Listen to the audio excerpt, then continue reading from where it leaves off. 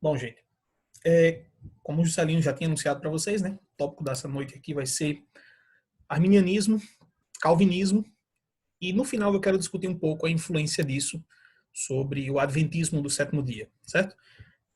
Se eu puder dar um sumário, então, aqui do que a gente vai ver hoje, nós vamos começar um pouco sobre o surgimento do conflito, como é que aparece esse conflito na história entre calvinismo e arminianismo. Depois a gente vai tratar um pouco mais detidamente das diferenças teológicas, como é que os dois sistemas se organizam teologicamente. E, por fim, eu quero tratar um pouco sobre como nós compreendemos, como adventistas, essa controvérsia. A maioria de nós aqui, acredito eu, é adventista do sétimo dia. Quem não for também, seja muito bem-vindo à discussão. Mas eu quero dar um tratamento especial a como o adventismo entende, em qual corrente ele se posiciona melhor, para que possamos contextualizar toda essa discussão à nossa realidade, né? Entender como isso se aplica a nós. Então, para nós falarmos sobre o surgimento desse conflito de ideias, precisamos primeiro pensar tanto nas personalidades históricas envolvidas, como também nos processos de desenvolvimento doutrinário que se encaminharam durante esse período. É impossível falar sobre arminianismo, por exemplo, sem falar do Jacó Armínio. Como também é impossível falar de calvinismo sem falar de João Calvino. Então, inevitavelmente, a gente precisa pensar um pouco nas personalidades que estão atreladas a esses termos, que deram origem a esses sistemas teológicos. Como a primeira personalidade, a que antecede no tempo esses sistemas, é o João Calvino, eu quero começar a tratar por ele. Deixa eu dar um adiantamento para vocês aqui de que essa minha exposição aqui ela não vai ser 100% neutra, até porque é impossível ser 100% neutro. Todos nós temos o nosso viés.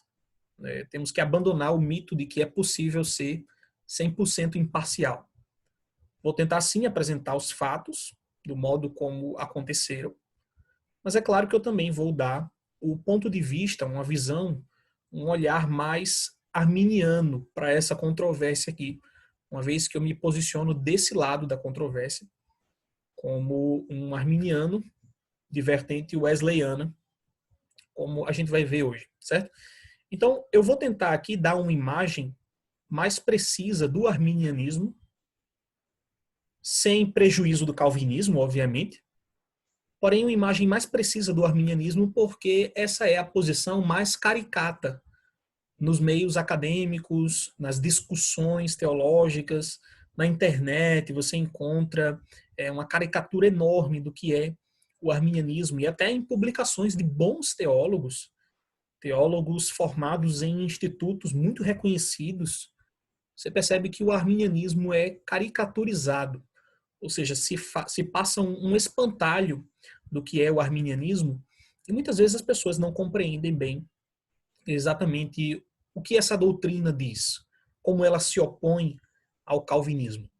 Então vou sim apresentar os dois sistemas, mas eu quero dar uma ênfase especial aqui ao arminianismo e também à pessoa de Jacó Armínio, à medida que a gente for conversando aqui, certo?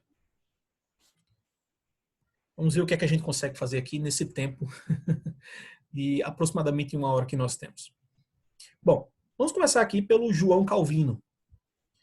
João Calvino, como é um teólogo francês, óbvio que o nome original dele não é João Calvino, né? Era algo mais próximo do que está aí, que eu coloquei em roxo, Jean Calvin. E ele era um teólogo francês e reformador protestante. Junto com Lutero, junto com John Knox, junto com Zwinglio, eles formaram a vanguarda do protestantismo na luta contra o poderio teológico e político também, né, por que não, da Igreja Católica Romana, que teve todo esse domínio durante a Idade Média, mas que ali por volta do século XVI acabou tendo uma ruptura com o protestantismo.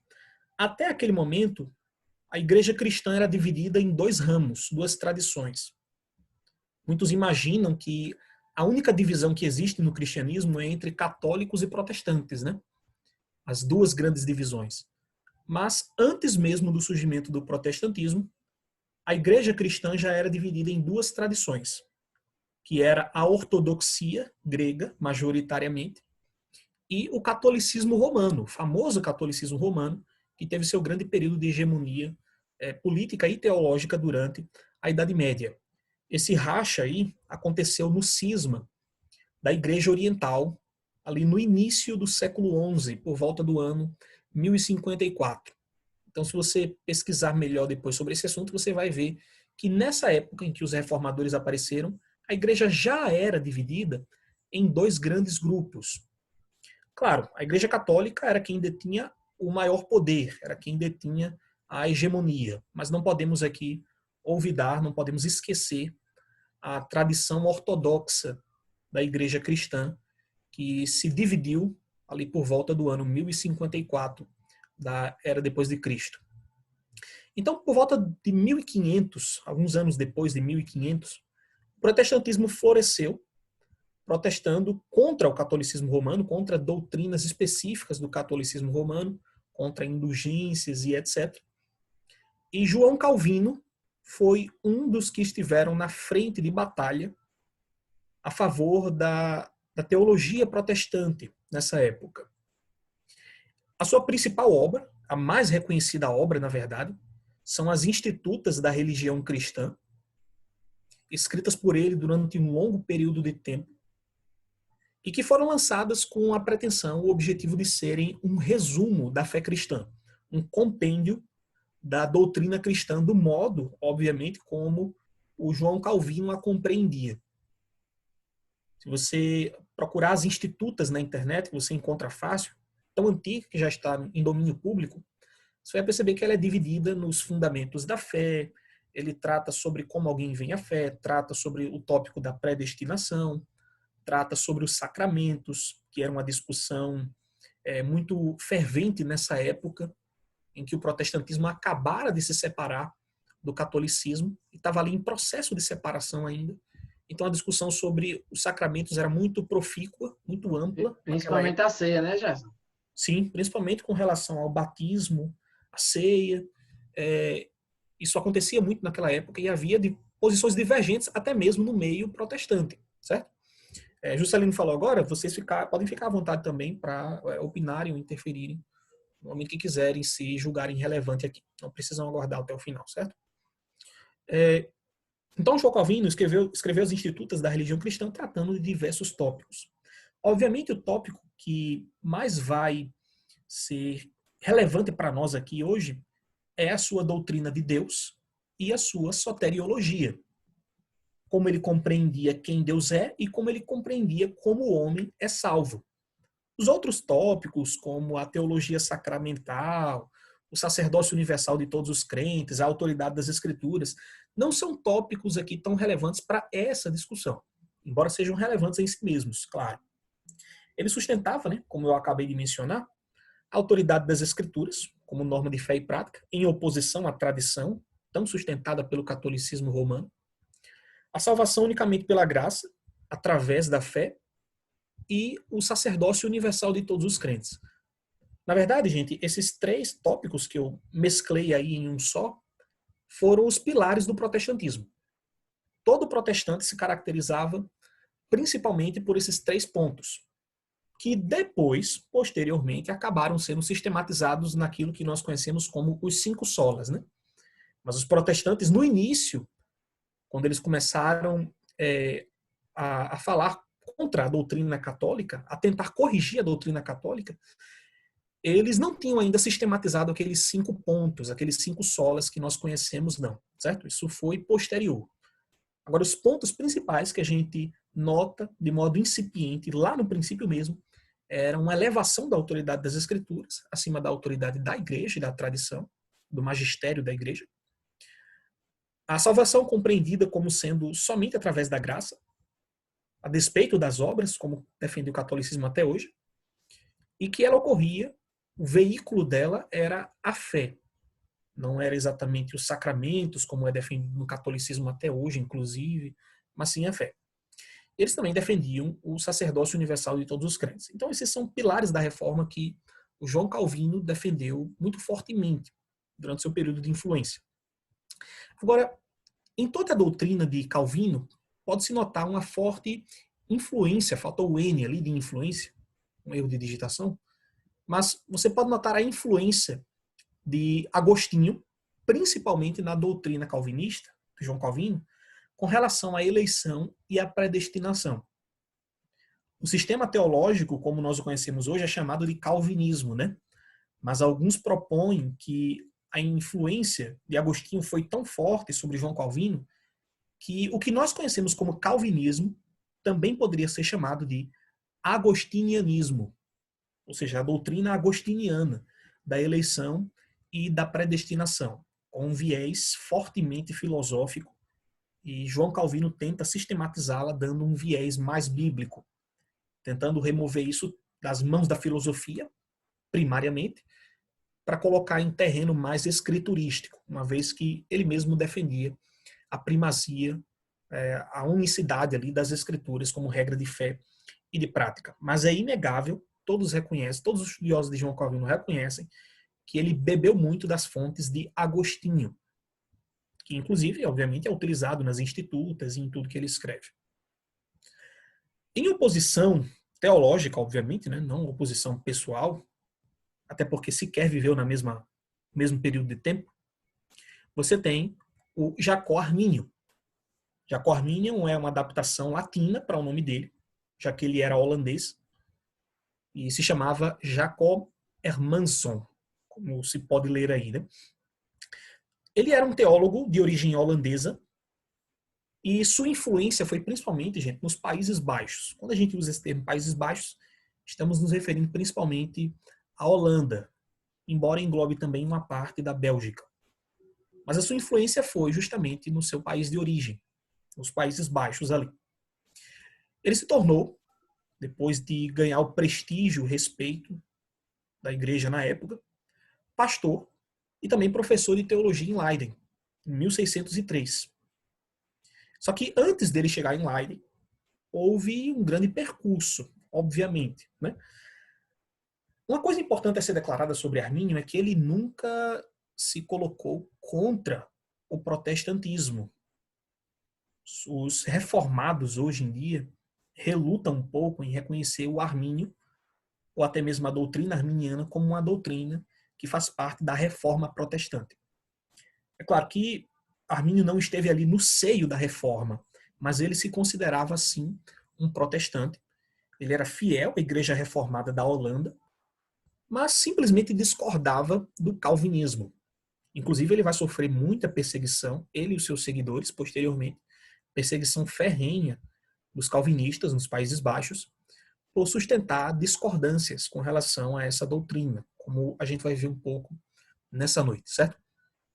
Agora, no que se localizava exatamente a discordância de Armínio com relação ao calvinismo? Armínio apresentava principalmente uma rejeição do que nós conhecemos como supralapsarianismo e também uma rejeição da eleição incondicional. Eu vou explicar o significado desses termos, o que é que significa supralapsarianismo e também eleição incondicional, daqui a pouco.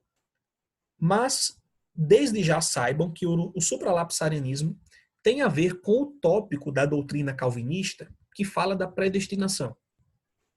De modo genérico aqui, falando, os supralapsarianos acreditam que Deus predestinou, antes de todas as coisas, algumas pessoas para a salvação e algumas pessoas para a perdição. É diferente dos infralapsarianos, que nós vamos entender já já o que é que eles afirmam. Só um cuidado aqui, gente, um adendo. Cuidado para não confundir isso com aquela discussão interna ao adventismo que diz respeito à natureza de Jesus, certo? Onde nós utilizamos termos parecidos ali, como pré-lapsariano, pós-lapsariano, se Jesus tinha uma natureza semelhante à de Adão antes da queda ou depois da queda, né? Não tem a ver com essa discussão aqui não, tá? Supralapsarianismo e infralapsarianismo tem a ver com uma discussão sobre a predestinação e mais especificamente sobre a ordem dos decretos de Deus. Armínio, então, rejeitava fortemente o supralapsarianismo e a eleição incondicional como doutrinas, coisas que os calvinistas nesta época sustentavam como sendo a própria ortodoxia, certo? Não pense que os calvinistas nessa época aqui sustentavam isso como sendo um ponto periférico da doutrina, não. Para eles, isso fazia parte da própria ortodoxia cristã. Quem discordava desses pontos era considerado popularmente um herege. Embora nos círculos teológicos mais altos houvesse uma reserva em afirmar que era herege quem discordava dessa doutrina, até mesmo nos altos círculos teológicos da época, na Academia de Genebra, por exemplo, havia professores e teólogos que sustentavam sim que quem discordava do supralapsarianismo, da eleição incondicional inclusive, podia ser taxado como herege. Porém, Armínio ele reafirmava os princípios da reforma protestante. Inclusive, o arminianismo de Armínio, né, se podemos falar assim, ele era muito regado aos 5 pontos da reforma protestante, aqueles 5 solas. Então, Armínio enfatizava muito a importância e também o lugar único das escrituras como regra de fé e prática. Armínio sustentava Cristo como o único Salvador, a salvação unicamente pela graça, através da fé, e que o homem não tinha glória nenhuma no processo de salvação. Então, o arminianismo originário, aquele que surgiu com Armínio mesmo, era regado muito aos 5 pontos da reforma protestante. Então, ele pode ser considerado, sim, um protestante legítimo, embora não tenha aparecido ali no seio do protestantismo, quando a controvérsia explodiu contra a Igreja Católica Romana, certo? O que estava acontecendo nessa época? As pessoas estavam acusando Armínio e, posteriormente, depois que ele falece, os seus seguidores de heresia, porque uma confusão estava sendo instaurada na mente dos populares nessa época. Isso acontecia principalmente nos círculos populares. Feliz ou infelizmente, né? Acredito que felizmente, era muito comum as pessoas discutirem teologia na rua. Não era algo que, como é hoje, né, que as pessoas só discutem teologia na igreja, que é algo restrito aos círculos exclusivamente religiosos ou às academias de estudos cristãos, às academias teológicas. Não, as pessoas discutiam teologia na rua, como se fosse um assunto cotidiano. E, popularmente, a justificação pela fé estava começando a ser confundida com a própria doutrina monergista. O que é que significa monergismo? É a ideia de que apenas Deus atua no processo de salvação e que o homem não tem nenhum papel, nem mesmo para aceitar ou para rejeitar a graça. A palavra monergismo vem do prefixo grego mono, único. Apenas Deus age na salvação. O homem não tem papel algum em receber essa salvação no seu coração, através de livre-arbítrio, através de livre escolha. Então, o monergismo pode ser classificado como uma doutrina eminentemente calvinista. É o ponto de vista calvinista acerca da salvação. Mas as pessoas estavam confundindo isso com a própria justificação pela fé. Ou seja, a própria doutrina que os reformadores sustentavam em oposição à salvação do modo como era compreendida no catolicismo. Então as pessoas confundiam monergismo com justificação pela fé, como se fosse uma coisa só, de modo que quem era sinergista, ou seja, acreditava que o homem tinha sim um papel na salvação, no sentido de aceitá-la, não no sentido de desempenhar alguma obra para se salvar, isso aí é pelagianismo, mas no sentido de receber a salvação ou poder recusá-la, isso era o sinergismo. Isso estava começando a ser taxado como sendo a doutrina exclusivamente do catolicismo romano, porque de algum modo os calvinistas da época compreendiam que alguém ter capacidade para rejeitar ou aceitar a fé significava contribuir na salvação. Então, devido a essa confusão, Armínio e os seus seguidores, posteriormente, foram ostracizados dos círculos teológicos. Agora, a origem dessa controvérsia, a gente precisa voltar um pouco no tempo para entender melhor. Isso remonta um pouco antes de Armínio, com o surgimento do escolasticismo reformado. Sem esse L aqui, digitei rápido. O que é que diz o escolasticismo reformado? O escolasticismo, gente, era uma forma de fazer teologia durante a Idade Média, onde se apelava principalmente à filosofia, à metafísica, à discussão e à especulação filosófica para entender quem Deus é, para entender a natureza de Deus, para entender a salvação, para entender o que é pecado, para entender o que é graça, o que é natureza, o que é criação. A Bíblia era, por assim dizer, durante esse período, apenas subsidiária. Os doutores católicos, durante a Idade Média, buscaram sistematizar essas doutrinas utilizando principalmente a filosofia. Isso porque a tradição judaico-cristã, em certo momento, acabou interagindo com a tradição grega. Então, os doutores católicos, doutores medievais, muito renomados e sofisticados intelectualmente, queriam adaptar as crenças cristãs de modo que elas interagissem positivamente com a filosofia grega. Então, o escolasticismo foi essa tentativa de fazer o cristianismo se amoldar, ou pelo menos se aprimorar, nós podemos dizer assim. Eles nunca tiveram o objetivo de macular a fé cristã, obviamente, mas tinham o objetivo de aprimorá-la, de colocá-la em moldes, numa linguagem filosófica precisa, robusta, durante a Idade Média. O que aconteceu foi que, quando a reforma começou, os principais reformadores, como Lutero, Zwinglio, João Calvino, reagiram fortemente ao escolasticismo medieval. Embora tivessem preservado alguns pontos, como eu disse no início, né?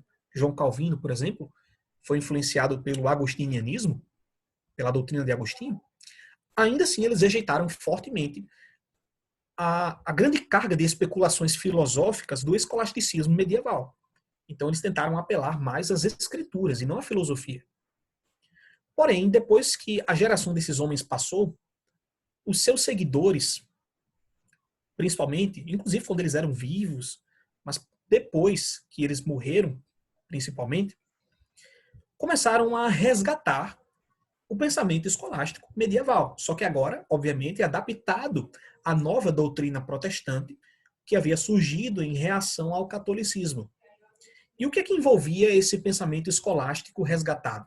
Bom, basicamente os mesmos elementos que você encontrava no escolasticismo medieval, como, por exemplo, um forte uso da filosofia, um forte uso da lógica, um estilo teológico que remontava a Tomás de Aquino, grande conhecido doutor católico, e fortemente se utilizavam os doutores medievais, como Agostinho e Aquino. Obviamente, eles faziam isso no sentido, com o objetivo de fechar a críticas à doutrina protestante contra os católicos. Como os católicos utilizavam principalmente a filosofia, né? Então eles também queriam dar um aparato filosófico robusto para a doutrina em que eles criam. Então, eram escritos onde se faziam muitas distinções mínimas entre aspectos bem específicos da teologia. Inclusive, um escritor conhecido acaba classificando a teologia nessa época como teologia acadêmica. Teologia que não tinha o propósito de falar primariamente sobre aspectos bíblicos, mas aquela teologia bem minuciosa para explicar ponto por ponto. Durante a Reforma, esses reformadores iniciais aqui, né, Calvino principalmente, sistematizou toda a doutrina cristã, mas ele deixava ainda um ponto para o mistério. Calvino reconhecia que a razão humana era incapaz de entender tudo, precisava da revelação. E onde a revelação calava, a razão também deveria calar. Agora, os seguidores de Calvino, posteriormente, não seguiram o mesmo princípio. Então, onde a revelação calava, eles queriam entender melhor através da razão. Então, não havia revelação a respeito de um ponto específico na Bíblia. O que é que eles iam fazer? Vamos tentar deduzir isso filosoficamente. Vamos ver como é que a razão nos leva a uma conclusão doutrinária sobre esse assunto. Então, havia um forte uso da razão, da lógica, da filosofia, para criar sistemas protestantes de doutrina que fossem coerentes filosoficamente. E vejam, gente, pessoalmente falando aqui, né, dando uma opinião pessoal, isso não é um problema em si mesmo. você querer sistematizar doutrinas, acrescentando ali certo teor filosófico. O problema é que você não pode fazer das especulações filosóficas um ponto doutrinário que distingue alguém entre correto ou errado, que distingue a doutrina entre verdadeira e falsa, e que qualquer especulação filosófica que você se propõe a fazer precisa ter fundamento bíblico, primariamente. Ou seja, é uma especulação filosófica que fica atida, fica restrita ao âmbito do que a revelação diz. Não vai além da revelação, como os escolásticos reformados fizeram. Então, retornando aqui, como principal ponto que emergiu de toda essa especulação, veio a discussão, obviamente, sobre os decretos de Deus. Calvino entendia que Deus havia predestinado toda a humanidade, uns para a salvação, outros para a perdição. Entendia que Deus havia predestinado cada evento da história humana, porém Calvino reconhecia que não tinha uma explicação lógica para isso. Ele simplesmente dizia, eu acredito nisso porque a revelação me diz, do modo como ele entendia, é claro, mas não sei exatamente como isso ocorre. Os seguidores dele é que tentaram especular filosoficamente como esses decretos de Deus se organizavam, como Deus havia criado o mundo, predestinado as pessoas, qual era a ordem, como isso havia sido feito. E aí é onde emerge o supralapsarianismo. Eu vou entrar nesse ponto mais especificamente agora. Mas entendam desde já que o supralapsarianismo não é um desenvolvimento propriamente bíblico. Ele é um empreendimento filosófico para explicar pontos de vista que os calvinistas acreditam ser bíblicos, como a predestinação de uns para a salvação e outros para a perdição. Bom, o primeiro a fundar o supralapsarianismo é um teólogo francês também, conhecido como Teodoro de Beza. O seu nome latinizado é esse, né? Teodoro de Beza. Ele foi sucessor de Calvino, certo? Ele era francês, como Calvino também era. E como Calvino era o líder da Academia de Genebra, a escola de teologia de Genebra, por assim dizer, e presidente do Conselho de Pastores, Teodoro de Beza, que era um seguidor fiel de Calvino, muito próximo a ele, tanto amistosamente como teologicamente, acabou sendo escolhido para sucedê-lo na cadeira de líder da Academia de Genebra e de presidente do Conselho de Pastores. Agora, um pouco diferente de João Calvino, Teodoro de Beza tinha essa forte ênfase escolástica. Então ele queria muito especular sobre a ordem dos decretos divinos. Na verdade, existia, de certa forma, até mesmo uma certa obsessão com relação a esse ponto. Uma obsessão para entender melhor como Deus havia decretado certas coisas na eternidade passada. Então, ele tinha uma forte especulação sobre a ordem desses decretos de Deus. Eventualmente, ele acabou interagindo com Jacó Armínio. Por quê? Como ele era professor na Academia de Genebra também, Jacó Armínio, durante certo período da vida, para adquirir uma formação teológica mais profunda, acabou indo para Genebra para estudar lá. Foi bancado pela sua igreja, da Holanda, e foi para Genebra estudar lá. E Teodoro de Beza acabou sendo professor de Jacó Armínio. Obviamente, como a gente reconhece aí pela história, Armínio discordava em muitos pontos de Teodoro de Beza, principalmente com relação à sua doutrina calvinista e com relação ao ponto que ele mesmo havia desenvolvido, Teodoro, que era o supralapsarianismo. Tudo isso sob influência também da doutrina agostiniana. Como é que a doutrina agostiniana influenciava a compreensão de Beza sobre os decretos de Deus? Bom, para Agostinho, gente, Deus está fora do tempo. Então, Deus compreende, Deus vê a história como um eterno presente, por assim dizer. Do ponto de vista de Deus, que se localiza fora do tempo e da história, toda a história, passado, presente e futuro, são como um bloco monolítico diante de Deus, onde Deus observa todos os eventos de uma vez só, sem fazer distinção entre eles. Então, se por um momento a gente pudesse aqui, né, não leve isso ao pé da letra, mas se por um momento a gente pudesse se colocar no lugar de Deus, né, e ver como ele enxerga a história, nós veríamos toda a história como um eterno presente. Passado, presente e futuro, para Deus não faziam distinções. Então, não existem distinções temporais para Deus. Porém, Porém, Teodoro de Beza queria entender melhor qual era a disposição lógica dos decretos de Deus com relação aos seres humanos. Ele não estava fazendo uma distinção temporal, uma vez que Deus está fora do tempo, na compreensão desses homens, que difere um pouco do adventismo, inclusive. Mas, como na compreensão deles, Deus está fora do tempo e não há distinções temporais, para eles, todos os decretos de Deus eram simultâneos. Então, apesar de não haver uma ordem temporal nos decretos, havia uma ordem lógica na mente de Deus. Qual era a ordem lógica? Primeiro, Deus criava a humanidade e depois predestinava alguns para a perdição e para a salvação. Primeiro, Deus criava a humanidade, permitiria a queda dela e depois predestinaria alguns para a perdição e para a salvação. Ou primeiro, Deus predestinava alguns para a perdição e para a salvação e só depois é que ele colocava na disposição lógica, né, o decreto de criar a humanidade, de permitir a sua queda. Como é que isso se organizava de maneira lógica na mente de Deus? Aqui é onde entra aquela discussão que nós havíamos falado sobre o supralapsarianismo e o infralapsarianismo. O que é que significam essas duas correntes? O supralapsarianismo, como o prefixo supra indica, acredita que a predestinação divina, o decreto de predestinar, é anterior à própria criação. É anterior ao decreto de criar o homem. Então, em primeiro lugar, Deus decide, o primeiro pensamento de Deus, por assim dizer, é que ele quer destinar alguns para a salvação e destinar outros para a perdição. Quando eu uso a linguagem do quer aqui, é essa linguagem mesmo que eles usam, tá, gente? Não é que Deus quer que alguns sejam salvos e permitem que outros se percam, não. Deus quer que alguns sejam salvos e quer também que outros se percam. E para o supralapsarianismo, essa é a decisão a priori de Deus.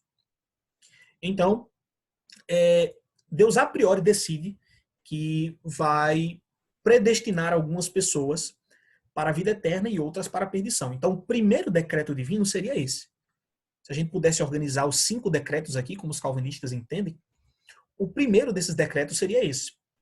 Predestinar algumas criaturas à salvação e à vida eterna, e outras à perdição e ao castigo eterno no inferno. Em seguida, na ordem lógica dos decretos, na mente de Deus, viria o decreto de criar o mundo e a humanidade. Então veja que a humanidade aqui, na mente de Deus, é subsequente à sua predestinação. Quando Deus criasse os homens, quando ele imaginasse, usando uma linguagem humana, por assim dizer, cada pessoa que existiria na história, no futuro, que ele criaria, essas pessoas que já existiriam na mente de Deus, que ele ia colocar no plano histórico, cada uma delas já estaria predestinada, mesmo antes de nascer, a salvação e a perdição. O terceiro passo, o terceiro decreto de Deus, seria permitir que os seres humanos caiam em pecado. Percebam, gente, como eles compreendem esse ponto, tá? Porque a queda do ser humano é posterior ao decreto de predestinar, alguns para a perdição e outros para a salvação. O que significa que a queda necessariamente deveria acontecer. Porque se o primeiro decreto foi predestinar alguns para a perdição, a humanidade teria que cair. Então o terceiro decreto, depois que o homem é criado, é permitir que eles caiam em pecado. O quarto decreto na mente de Deus é, já que ele predestinou alguns para a perdição, e a humanidade teria que cair, mas ele também predestinou outros para a salvação, o quarto decreto era fornecer os meios de salvação aos eleitos. Cristo e o Evangelho, no caso. E o quinto decreto, por fim, seria aplicar aos eleitos a salvação, a justiça de Cristo. Então essa é a ordem lógica de como um supralapsariano compreende como Deus se relaciona com a humanidade em termos salvíficos. Essa é a forma mais radical de calvinismo, tá, gente? Porque coloca na mente de Deus que o seu propósito máximo, a coisa mais importante para Deus, é predestinar alguns à salvação e à perdição. Tanto é que esse é o primeiro decreto. Então, essa é a forma de calvinismo mais radical, tanto em termos teológicos, também como, infelizmente, em termos históricos. Os calvinistas supralapsarianos foram, infelizmente, os mais intolerantes da sua época, os que mais perseguiram, os discordantes, e assim vai. Pode ser que tenhamos tempo de falar disso hoje ainda. Agora, essa é a compreensão supralapsariana. No que é que isso difere da compreensão infralapsariana? Vamos ver agora. Para o infralapsariano, gente, o decreto de predestinar algumas pessoas para a salvação, para a perdição, é posterior ao decreto de criar o mundo. Então, o primeiro decreto, do ponto de vista do infralapsariano, que é uma forma menos radical de calvinismo, é uma forma mais moderada de ser calvinista, o primeiro decreto é criar o mundo e a humanidade. O segundo decreto, na ordem lógica da mente de Deus, é permitir a queda da humanidade. E o terceiro decreto é eleger alguns para a salvação e predestinar outros para a perdição. Coisa que no supralapsarianismo, esse ponto 3 aqui, ó, vinha em primeiro lugar.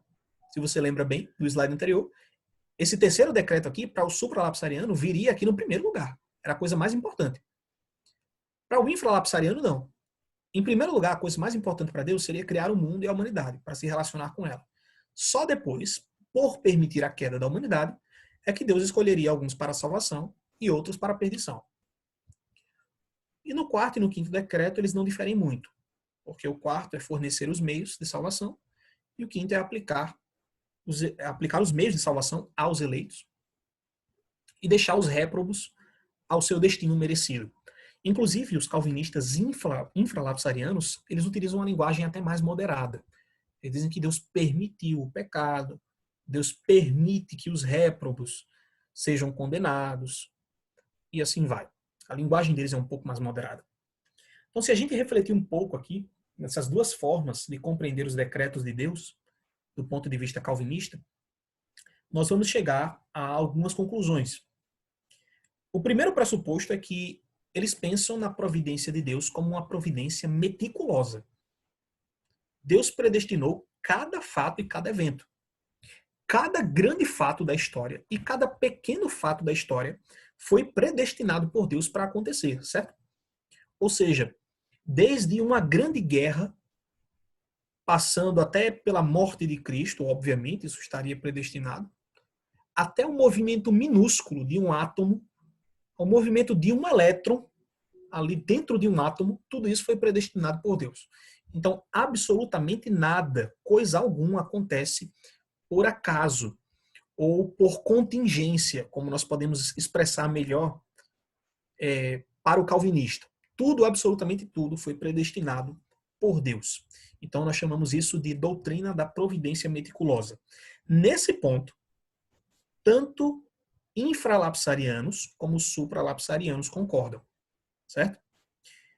Ah, Jason, mas você não falou que os infralapsarianos usam mais a linguagem da permissão divina? Mas não se engane, certo? Quando eles usam essa linguagem da permissão divina, ainda assim eles acreditam que aquilo foi predestinado por Deus. A única diferença entre os dois grupos, a principal diferença entre os dois grupos, é a ordem dos decretos.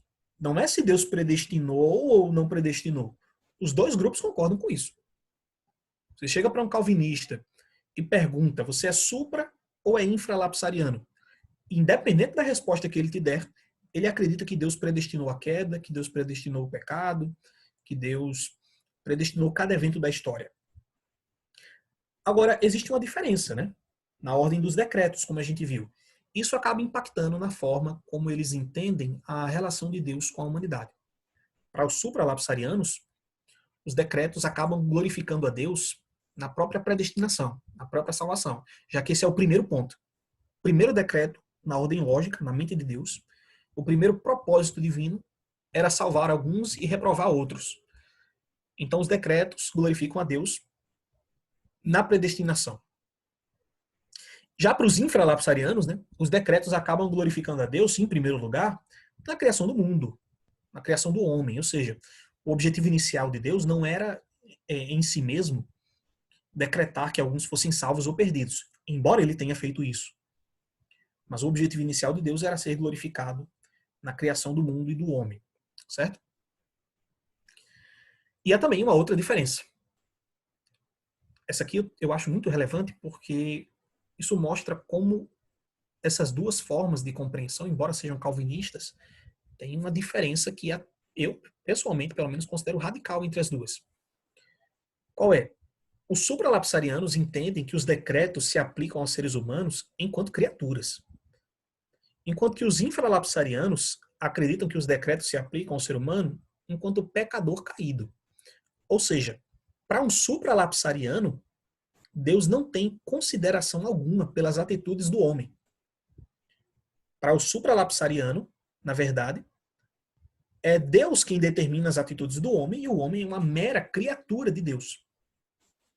É Deus quem determina o que vai acontecer com os seres humanos em primeira instância.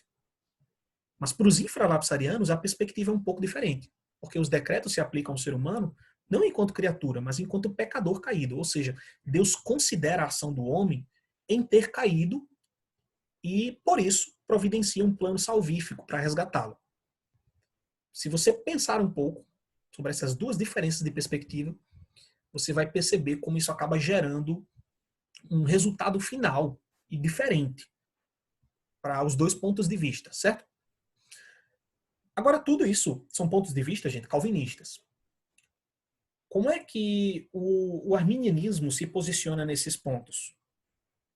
Para isso eu vou querer retomar um pouquinho da história aqui, ainda observando a vida do Jacó Arminio. Como ele se tornou professor e antes disso já era pastor na igreja da Holanda, ele fez uma forte oposição no púlpito e na cátedra contra essas formas de doutrina, contra o calvinismo e contra o supralapsarianismo. Arminio não conseguia tolerar que Deus tinha predestinado a queda do homem, por exemplo.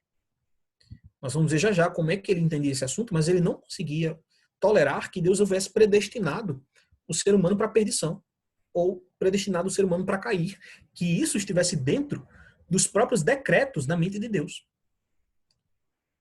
Então, obviamente, por fazer toda essa oposição, né, ele acabou sendo acusado de heresia pelos calvinistas lá na Holanda, nos Países Baixos. Países Baixos aí deveria estar com P maiúsculo. Então, devido a essa acusação que os calvinistas, tanto popularmente como na universidade, acabaram fazendo contra ele, ele acabou sendo perseguido. Inclusive, quando ele assume, em 1603, a cátedra de teologia na Holanda, ele acaba entrando em conflito com um outro professor de teologia, chamado Franz Gomer, daquela mesma instituição, que era fortemente apoiador do supralapsarianismo. Então você já pode pensar, né? Como grande parte da população era supralapsariana, era calvinista, é claro que eles desfrutavam de um prestígio muito maior do que Armínio. Então qualquer oposição que Armínio fizesse seria como que uma voz isolada no meio de um turbilhão falando ao contrário. Então Armínio era uma voz isolada, por assim dizer. Ele foi falsamente acusado de crer em doutrinas que ele não cria. Por exemplo, ele foi acusado de socinianismo, que é uma crença antitrinitariana. Armínio sempre afirmou a doutrina da Trindade, mas foi falsamente acusado. Foi acusado também de ser um jesuíta infiltrado. Talvez essa aí seja mais familiar para os adventistas, né? Porque tem alguns membros dissidentes aí que dizem que quem defende a Trindade é um jesuíta infiltrado, coisa do tipo. Mas ele foi acusado também de ser um jesuíta infiltrado. Os jesuítas eram a tropa de choque da Contra-Reforma, eram os mais equipados filosoficamente para combater os protestantes. Então ele foi falsamente acusado de ser um jesuíta também. Infelizmente ele acaba morrendo por má fama, morrendo sob má fama, em 1609, embora ele tenha sido inocentado da acusação de heresia. Mas, de qualquer forma, né, no populacho, no meio das pessoas, ele acabou ficando com a má fama. Embora a igreja da época não tivesse colocado avante a acusação de heresia contra ele. As pessoas levaram essa acusação, tentaram depor Armínio de seus cargos e acusá-lo de heresia, mas a igreja não tolerou essa acusação. Afinal, ele sustentava, sim, as doutrinas principais da fé cristã, mas discordava do calvinismo. Então, com alguma relutância, ele não foi considerado um herege. Mas infelizmente a má fama pegou. Depois que ele morre, surge um movimento chamado remonstrância, ou remonstrantia. O que a remonstrância buscava fazer? Ela buscava justamente dar uma resposta àqueles pontos que os calvinistas afirmavam. Calvinismo ainda não tinha sido sistematizado, tá, gente? Quem estudou um pouco aí sobre calvinismo e arminianismo vai lembrar daqueles acrósticos, aqueles acrônimos que resumem a doutrina calvinista, né? Por exemplo, a tulip calvinista. Isso ainda não tinha sido sistematizado na época. Então, o que a remonstrância tentou fazer foi dar uma resposta ao calvinismo clássico e, ironicamente, foram os remonstrantes que acabaram organizando a doutrina calvinista, porque eles responderam ponto por ponto. Então, quem organizou a tulip, por tabela, foram os arminianos. Então, os arminianos pensaram o seguinte: vamos pensar aqui nos pontos que nós precisamos dar resposta. Nós precisamos dar resposta nesses 5 pontos aqui. Então, quem organizou a tulip por tabela acabou sendo os arminianos, porque foram eles quem responderam, foram eles quem sistematizaram a sua resposta ao calvinismo. Obviamente, os remonstrantes, os que seguiam, né, o movimento da remonstrância, que seguiam Jacó Arminio, foram acusados, difamados também pelos calvinistas lá na Holanda, nos Países Baixos, o que acabou fazendo com que, em 1618, o príncipe Maurício de Nassau, que era o poder político mais alto lá na Holanda, ordenasse a prisão dos líderes arminianos e pedisse à igreja que convocasse um concílio para poder decidir aquela questão e libertar os arminianos ou exilá-los. Ou, quem sabe, até aplicar a pena de morte em alguns casos, né? Para você ver aqui, né, agora um parênteses meu aqui, como o protestantismo estava começando a se tornar parecido com o catolicismo medieval, né? Perseguindo pessoas que discordavam da sua doutrina. Mas voltando. Então foi convocado, gente, o que nós conhecemos como Sínodo de Dort.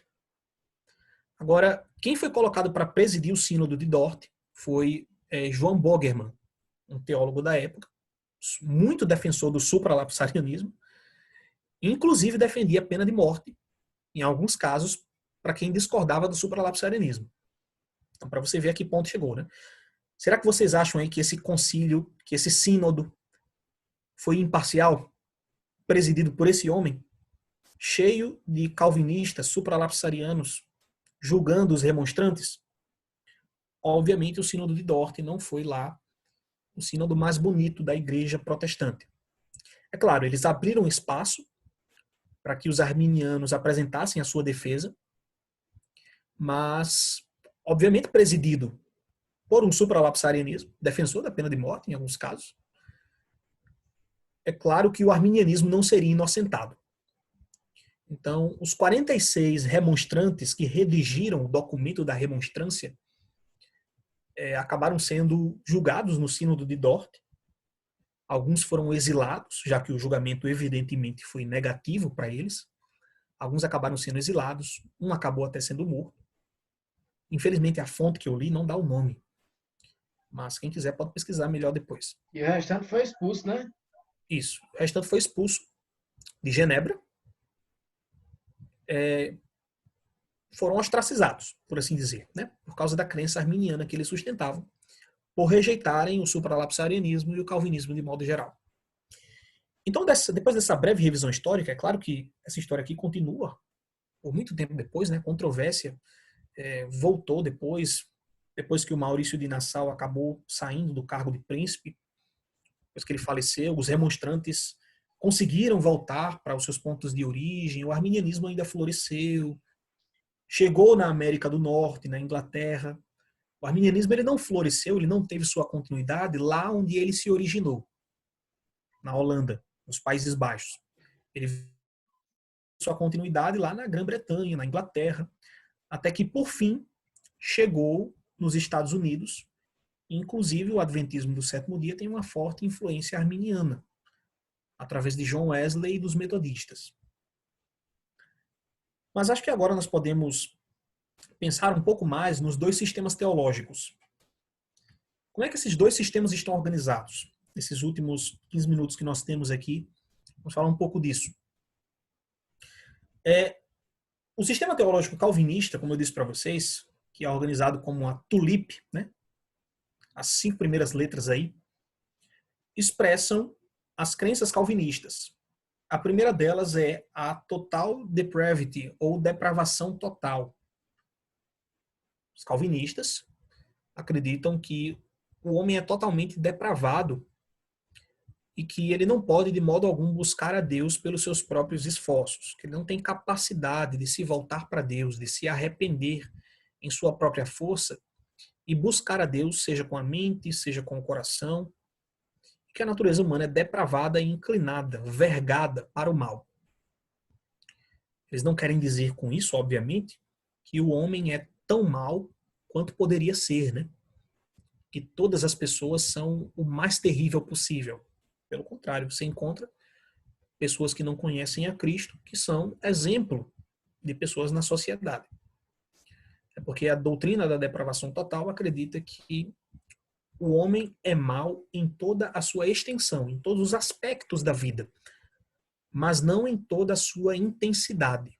Ele não é tão ruim quanto poderia ser. Então ela tem um viés mais extensivo do que intensivo. A segundo pilar da tulip calvinista é a unconditional election, que é a eleição incondicional. Faltou também o Nzinho aqui, de incondicional. Eles acreditam que, uma vez que o homem foi decretado por Deus para cair em pecado, Deus também decretou, na eternidade passada, que alguns homens seriam salvos, sem critério algum, baseado simplesmente na escolha que Deus fez. No critério de salvação, o critério da eleição de Deus, na verdade, o critério da salvação não, o critério da eleição de Deus, da escolha que Deus faz na eternidade, é um critério baseado exclusivamente na escolha que ele faz. Não é olhando para a fé do homem, não é olhando para as obras do homem, para o que quer que seja que haja no homem. Deus escolhe simplesmente com base em sua escolha. Por isso que se chama eleição incondicional, porque não há nenhuma condição pré-estabelecida para a escolha de Deus. É uma escolha completamente livre. Em seguida, vem a crença do limited atonement, ou a expiação limitada. Uma vez que Deus escolheu apenas alguns para a salvação, Cristo não viria ao mundo derramar sangue por todas as pessoas. Ele não veio providenciar expiação para todos os indivíduos.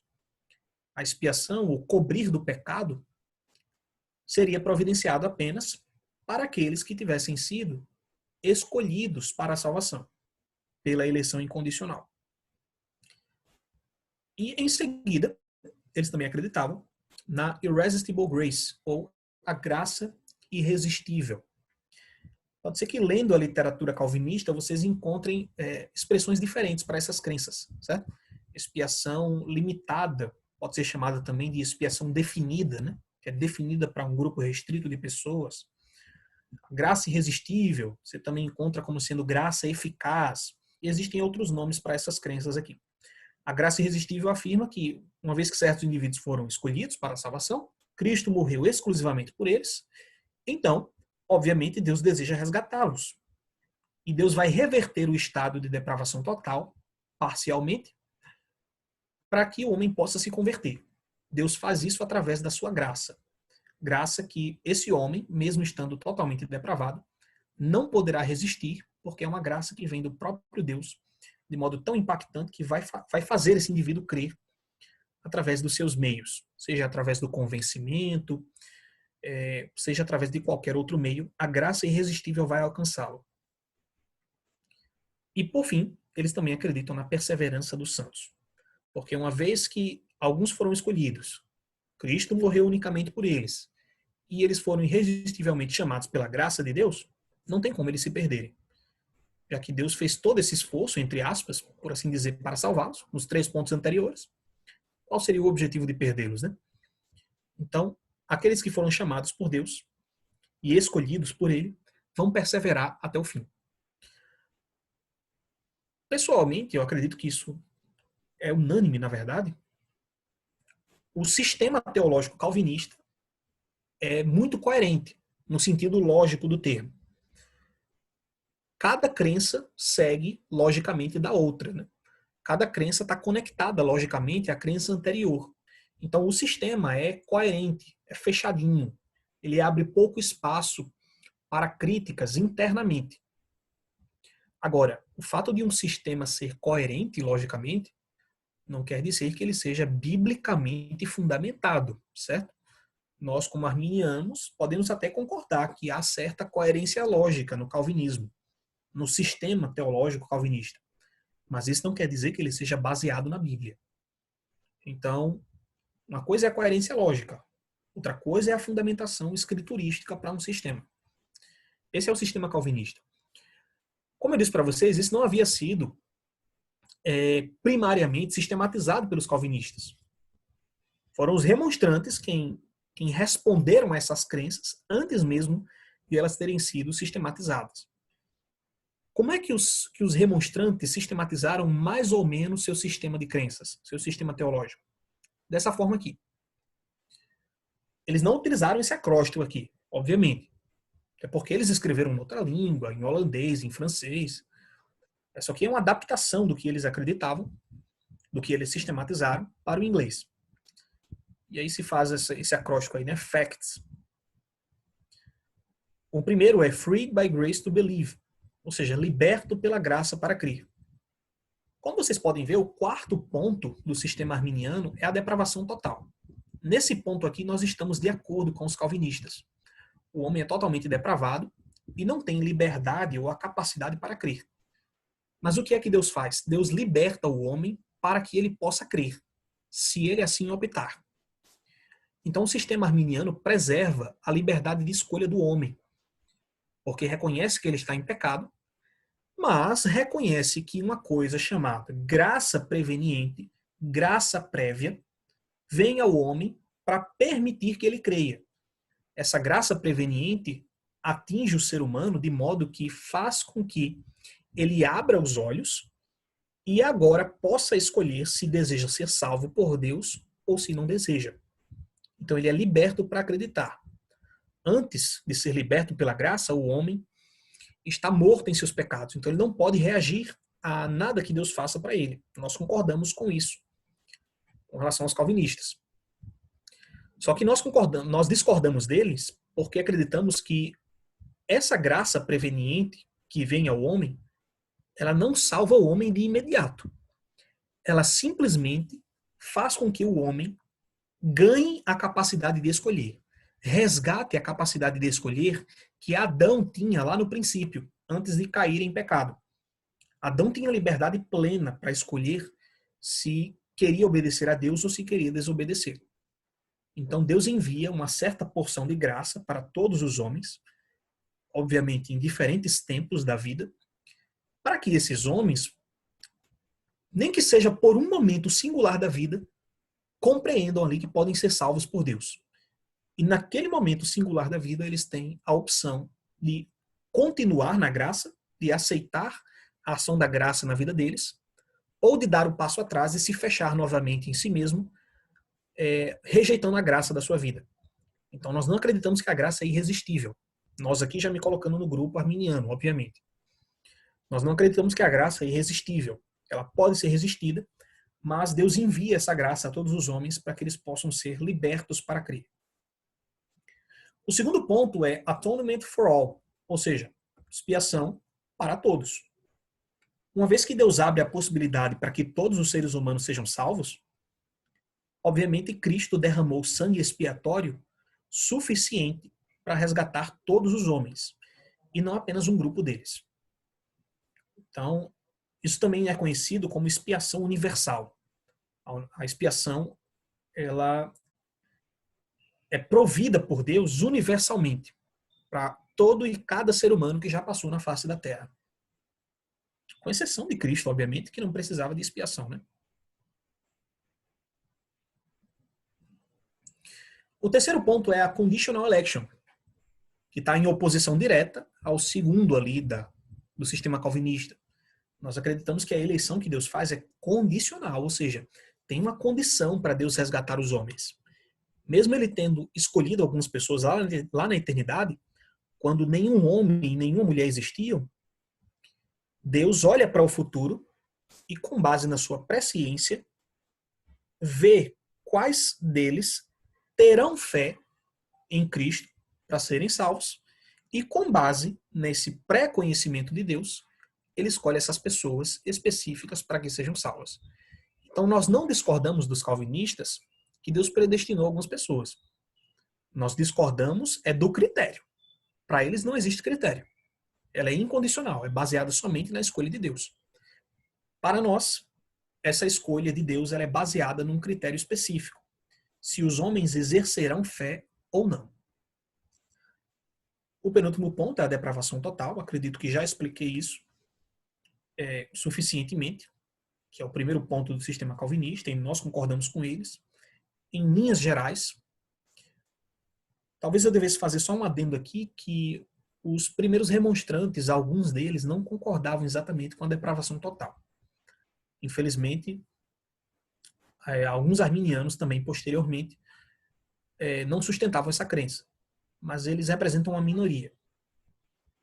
E por último, nós acreditamos na segurança em Cristo. Security in Christ. Ou seja, é possível que alguém se perca se não permanecer seguro em Cristo. Nós acreditamos na possibilidade da apostasia. A apostasia não é, como algumas pessoas fazem parecer, que alguém perde a salvação quando comete um pecado. Cometeu um pecado, perdeu a salvação imediatamente. Não é assim. Nós acreditamos que há um pecado supremo que faz o homem perder a salvação, chamado de apostasia. No momento que alguém se apostata de Cristo, depois de tê-lo encontrado, obviamente, essa pessoa perdeu a salvação e perdeu a segurança em Cristo. Mas aqueles que permanecem seguros em Cristo até o fim serão salvos. Então esses são os dois sistemas.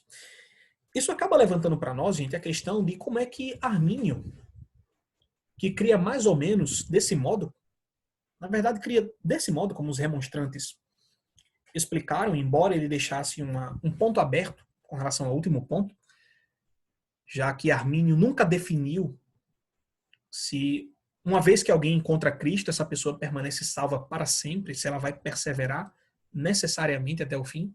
Armínio não fechou esse ponto. Ou seja, ele não tinha certeza sobre a possibilidade da apostasia, não teve tempo de vida para investigar esse assunto. E, embora ele concordasse, de modo geral, com esse facts, esse sistema arminiano, isso levanta para nós a questão de como ele compreendia os decretos de Deus. E é esse último ponto, o penúltimo ponto que eu quero ver com vocês aqui, que é sobre os decretos de Deus no arminianismo clássico. Para Armínio, ele sistematiza os decretos de Deus em apenas 4. Ele não coloca 5 como os calvinistas. A principal crítica de Armínio, gente, aos decretos, do modo como os calvinistas entendiam, é que o decreto, da perspectiva calvinista, era centrado bastante na predestinação em si. Enquanto que, da perspectiva de Armínio, os decretos de Deus eram centrados mais na pessoa de Jesus Cristo. Por exemplo, o primeiro decreto de Deus para Armínio foi nomear o Filho, Jesus Cristo, como mediador, redentor, sacerdote e rei. Então esse foi o primeiro decreto para Armínio que Deus fez em sua mente. Em primeiro lugar, antes de o homem cair em pecado, antes de escolher quem vai se salvar ou quem vai se perder, antes de escolher o critério, Deus determinou que o centro da eleição, o centro da predestinação, seria o seu próprio Filho. Então, todos os decretos subsequentes, os decretos que vêm depois, são decididos com relação a Cristo. É como o indivíduo responde ou rejeita a Cristo que define se ele vai se salvar ou se perder. Jason, mas os calvinistas também não acreditam que o homem só é salvo por Jesus Cristo? Acreditam também, claro. Mas há uma diferença muito grande no modo como eles entendem os decretos de Deus. Então, para Armínio, a predestinação ela é, primeiramente, não de seres humanos. Ela é uma predestinação, primeiramente, da própria pessoa de Jesus Cristo. O primeiro predestinado, por assim dizer, não foi eu, não foi você, não foi Adão, o primeiro homem. O primeiro predestinado foi a pessoa divina de Jesus Cristo, o Filho de Deus. Então, o Pai nomeia o seu Filho como mediador, redentor, sacerdote e rei, aquele que faria toda a obra de salvação. O segundo decreto, da perspectiva de Armínio, era que Deus iria receber os que crescem em Cristo e nele se cumpriria a salvação dos penitentes, dos arrependidos, né? E dos perseverantes, ou seja, aqueles que mantivessem a fé até o fim. Quem cresce em Jesus, se arrependesse dos seus pecados e permanecesse firme na fé até o fim, Deus o receberia. Esse foi o segundo decreto. O terceiro decreto, da perspectiva de Armínio, foi fornecer os meios de salvação aos eleitos. Ou seja, enviar Cristo, enviar o Evangelho, a fim de que os eleitos pudessem crer. Mas fica a questão, quem são os eleitos então? Já que Deus vai fornecer meios para salvar os eleitos, quem são eles? Isso é tratado no quarto decreto de Deus.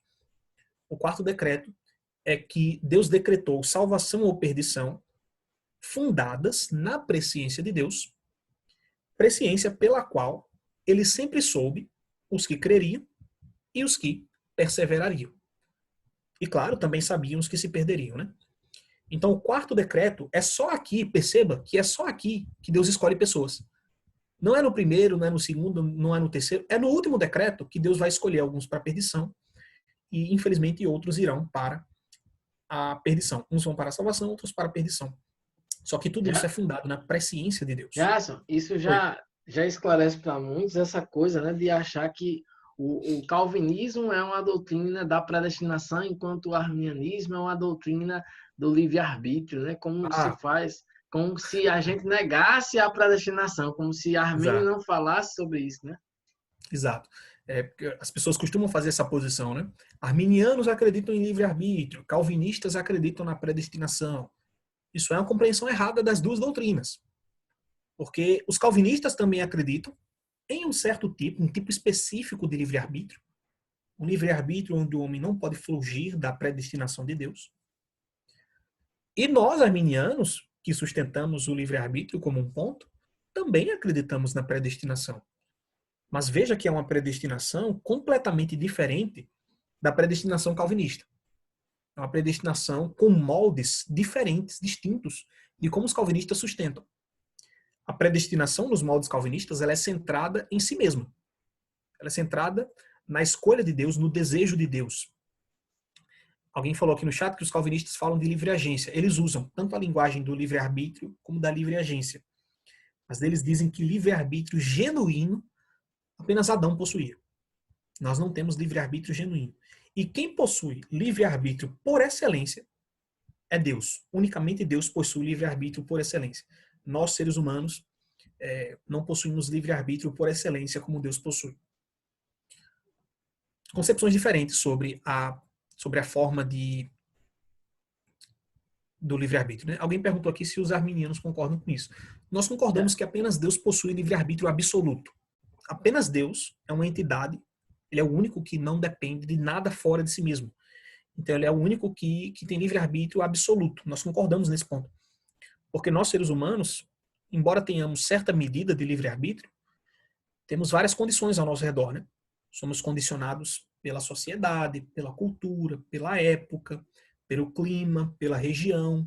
Existem vários condicionamentos em que Deus escolheu que nós estivéssemos nessas condições, né? De modo que nós não temos livre-arbítrio absoluto. Só Deus possui livre-arbítrio absoluto. E ainda assim, na nossa perspectiva arminiana, o livre-arbítrio de Deus é limitado pelo seu caráter. Não tenha medo de dizer isso não, certo?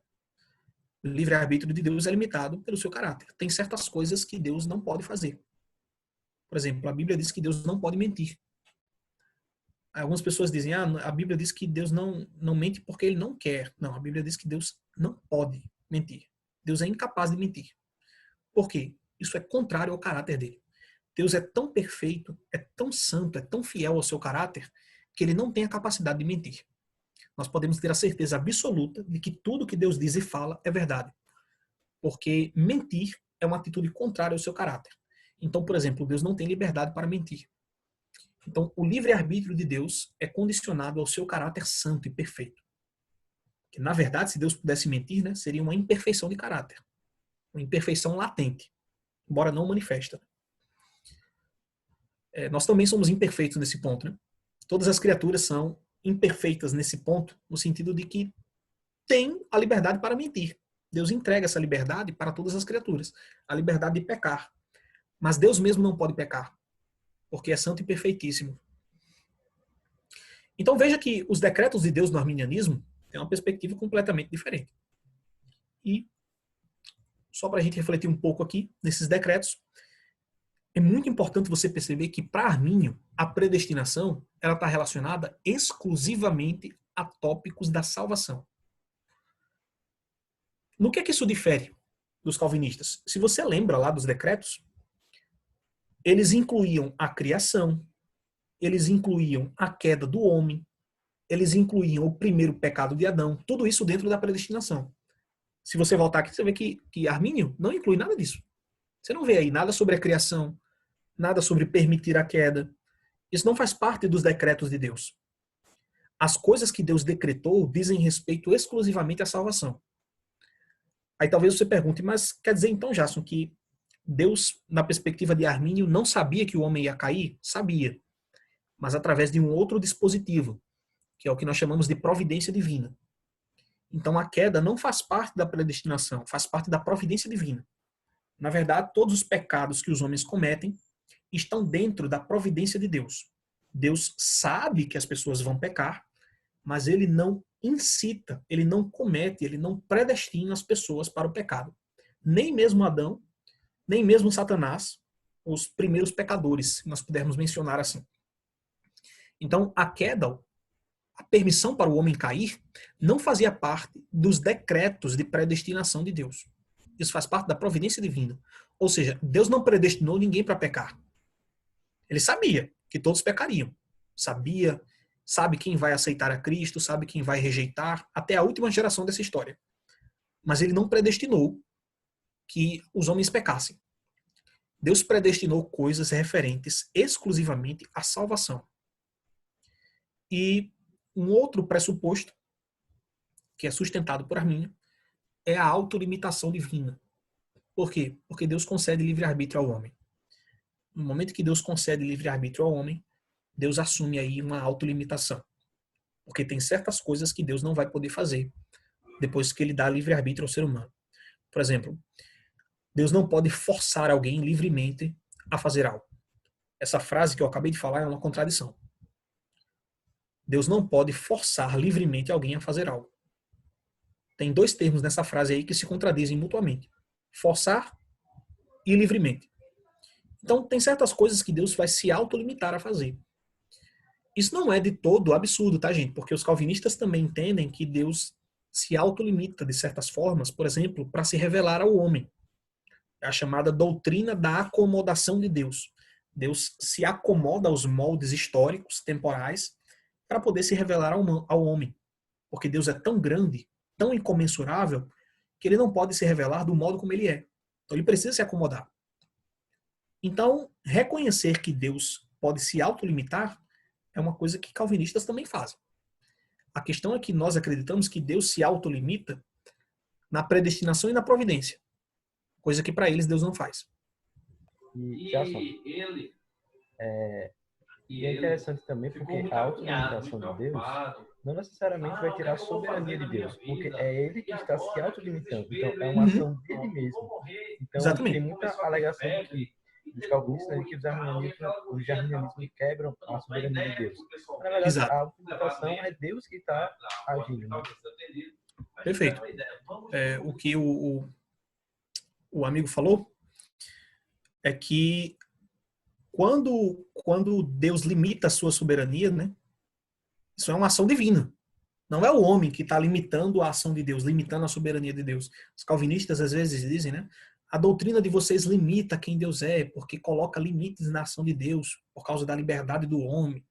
Vocês são pessoas humanistas, porque querem colocar o homem no lugar de Deus, como se a liberdade do homem pudesse deixar Deus amarrado. Inclusive, se vocês lerem o artigo que está lá no grupo, né, vocês vão ver que ele diz que Deus está amarrado às escolhas do homem. Não é isso que o arminianismo diz. Nós dizemos que Deus se autolimitou. É um limite que ele coloca em si mesmo, por liberdade própria. Não que nós colocamos nele. Obviamente, nós somos incapazes de colocar qualquer limite em Deus. A Bíblia já diz, né? Agindo Deus, quem impedirá? Não tem limite que nós possamos colocar em Deus. Mas, e se Deus quiser colocar limites em si mesmo? Ele não pode? Claro que pode, né? E esse é o nosso penúltimo slide aqui. Vi que o tempo já está estourando um pouco, mas dá tempo aqui.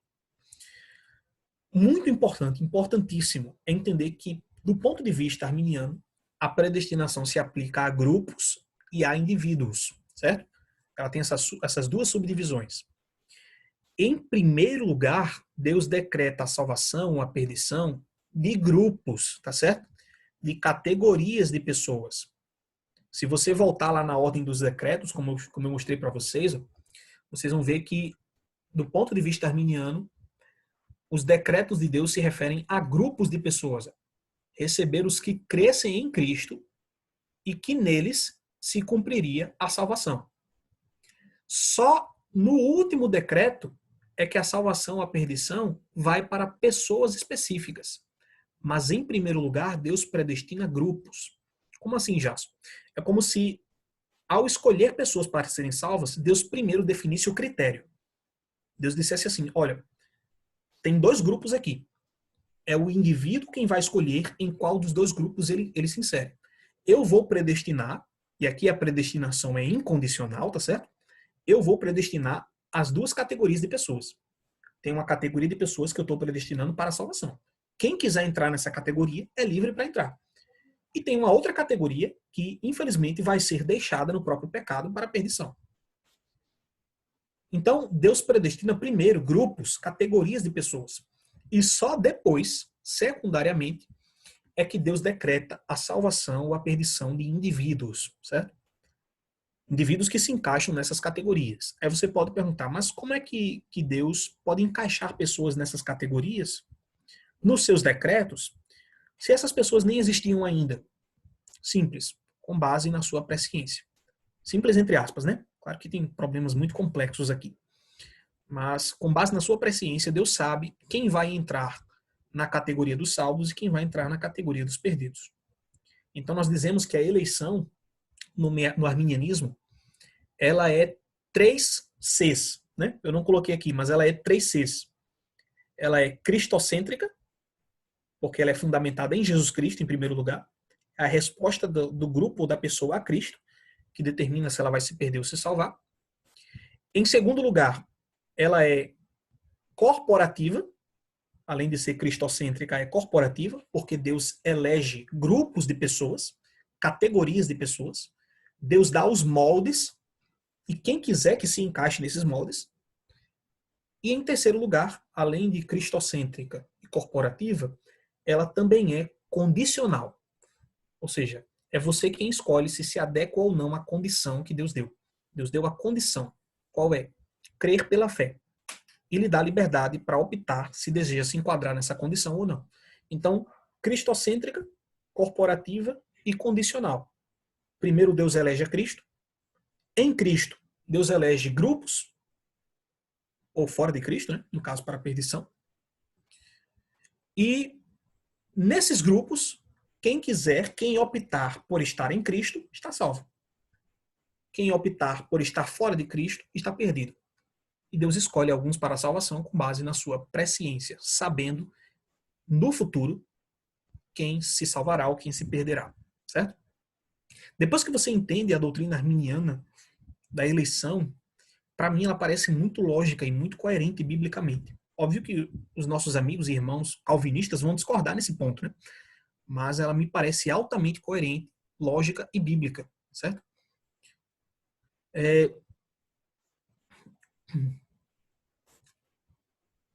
Alguém perguntou aqui como pode ser uma predestinação universal.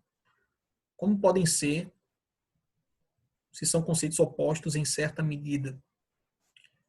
Nós não acreditamos que a predestinação ela é universal, não. certo? Assim, no sentido de que Deus predestina todas as pessoas para a salvação.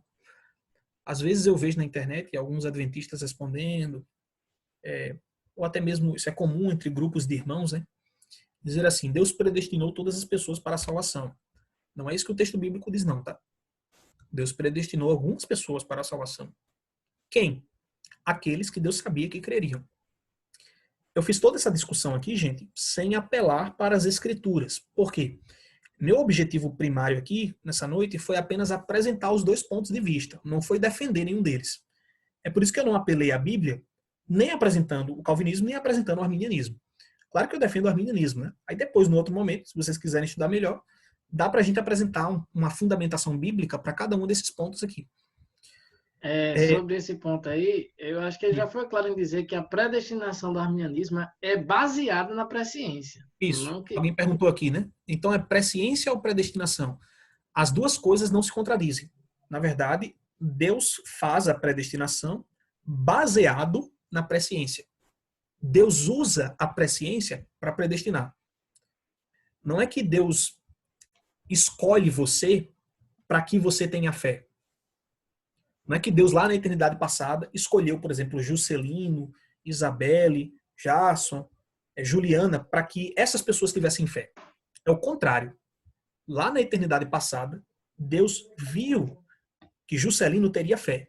E então o escolheu. Entende? A fé precede, logicamente, a escolha. Não é a escolha que precede a fé. Não é que Deus escolheu você para que você tivesse fé. É o contrário. Porque Deus viu que você teria fé, então ele escolheu você para ser salvo. Então, como diz lá em Romanos, né, aos que de antemão conheceu, ou seja, as pessoas que Deus sabia que teriam fé, a esses predestinou, para que fossem conformes à imagem do seu filho. Então, Deus faz a predestinação, mas ela não é sem critério. Ela não é incondicional, como dizem os calvinistas. Para fazer a predestinação, Deus usa um critério. Qual é? A fé. E ele sabe que as pessoas terão fé, ou não terão, com base na presciência. Certo? Sabendo que Deus predestinou alguém porque essa pessoa aceitaria, a sua graça não seria um resultado da minha escolha, como pode encaixar a graça com a minha ação? Já que a graça é geradora da reação humana. Bom, Deus sabia que você, quando recebesse a graça que ele dá, responderia. Não é que você responderia na ausência da graça, não. Deus sabe quais pessoas responderiam no momento em que ele concedesse graça.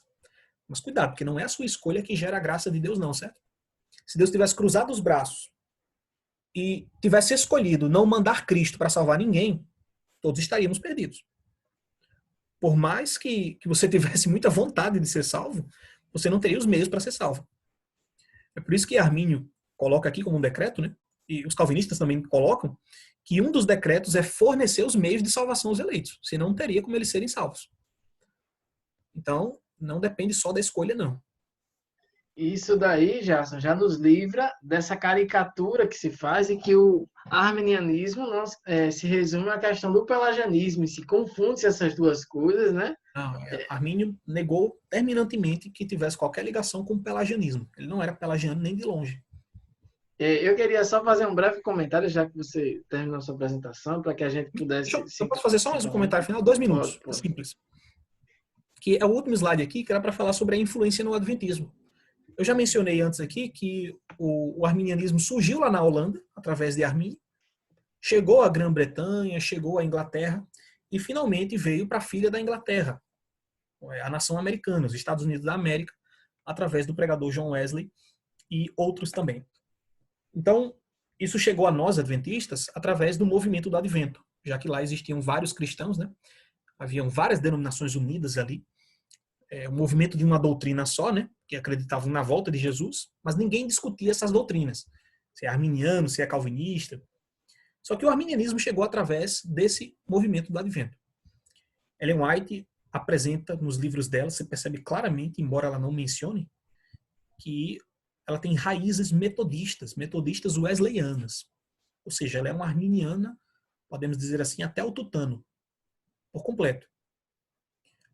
E no Questões sobre Doutrina, no século passado, que é uma obra da igreja para tentar esclarecer nossas crenças aos evangélicos, ali nós, adventistas, nos declaramos explicitamente arminianos, certo? Então, esses seriam os comentários finais. Teria que fazer mais comentários sobre esse ponto aqui para explicar melhor, porém, de modo resumido, já que o tempo estourou aqui, é isso.